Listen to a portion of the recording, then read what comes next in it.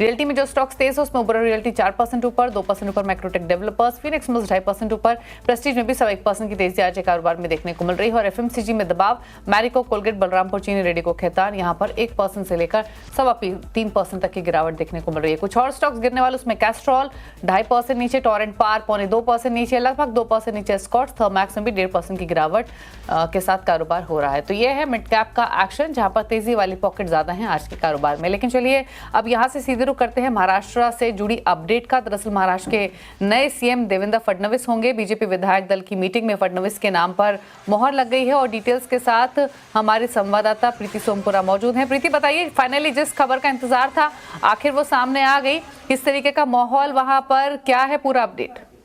देखिए, पिछले 10 दिन से चल रहा था कि महाराष्ट्र का नया मुख्यमंत्री कौन होगा, कि क्या एकनाथ शिंदे को ही रिपीट किया जाएगा। लेकिन जो सस्पेंस बना हुआ था वो आज आखिरकार ख़त्म हो चुका है और देवेंद्र फडणवीस जो है वो महाराष्ट्र के मुख्यमंत्री के तौर पे तीसरी बार शपथ लेंगे। इसके अलावा जो शपथ विधि होगी कल शाम को 5 बजे होगी, मुंबई के आज़ाद मैदान में होगी, जिसमें जो है प्रधानमंत्री नरेंद्र मोदी भी शामिल होंगे। इसके अलावा सभी सेंट्रल मिनिस्टर इसमें आएंगे और महाराष्ट्र के अलावा बीजेपी की रूलिंग जितने भी राज्य हैं वहाँ के मुख्यमंत्री और उप मुख्यमंत्री को भी न्योता दिया गया है। साथ में एनडीए के जो पार्टियाँ हैं उनके लीडर्स भी इसमें आएंगे। अगर बात करें तो जो खबर आ रही है उसके मुताबिक जो है जो ये ढांचा जो बनाया गया है कैबिनेट पोर्टफोलियो का, उसमें जो है 20 से ज़्यादा जो है मंत्री बीजेपी के रहेंगे और साथ में 12 मंत्री जो है शिवसेना के रहेंगे और 12 जो है वो एनसीपी के रहेंगे।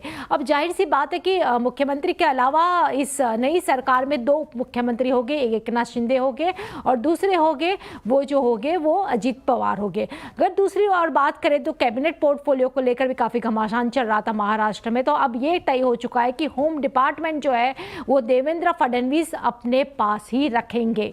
इसके अलावा बाकी जो चर्चा है उसमें जो रेवेन्यू डिपार्टमेंट और पीडब्ल्यूडी जो है वो एकनाथ शिंदे के खाते में जाएंगे और फाइनेंस जो है वो डेप्यूटी सीएम अजीत पवार के हाथ में ही रहेगा। वही दूसरी ओर बात करें तो और एक डिपार्टमेंट जिसकी काफ़ी चर्चा हो रही थी वो रेवेन्यू की हो रही थी और दूसरा जो डिपार्टमेंट था वो अर्बन डेवलपमेंट का हो रहा था।